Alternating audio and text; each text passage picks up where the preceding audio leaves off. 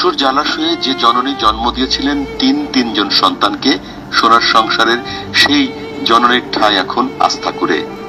তার কোল জুড়ে জন্ম নেওয়া সেই সন্তানরাই ফেলে গেছেন তাকে রাস্তায়।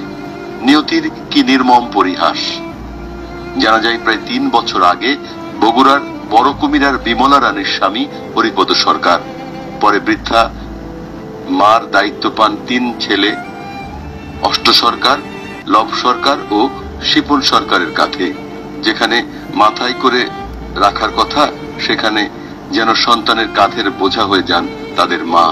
অবহেলা অযত্নে বিমলা রানী এখন মৃতপ্রায়। দেখাশোনা করার ভয়ে প্রতিদিন সকালে ছেলেরা মাকে রেখে আসতেন বাড়ি থেকে প্রায় আধা কিলোমিটার দূরে। বেলা গড়িয়ে সন্ধ্যা হলেও অসহায় বিমলার কপালে জুটত না খাবার। সর্বশেষ সোমবার 16 জুন রাতে মা বিমলাকে মেঝো ছেলে লব সরকার তার বাড়ি থেকে বের করে দেয়। পরে স্থানীয়দের চাপে মাকে বাড়িতে নিয়ে গেলেও মঙ্গলবার 17 জুন সকালে আবারও তাকে বাড়ি থেকে বের করে দেন তিনি। বিকেল পর্যন্ত রোদে পড়ে থাকেন তিনি। পরে স্থানীয়দের মাধ্যমে অভিযোগ পেয়ে ঘটনাস্থলে আসেন সেনাবাহিনীর একটি দল, যেখানে প্রাথমিকভাবে বৃদ্ধাকে কিছু খাবার কিনে দেওয়া হয়।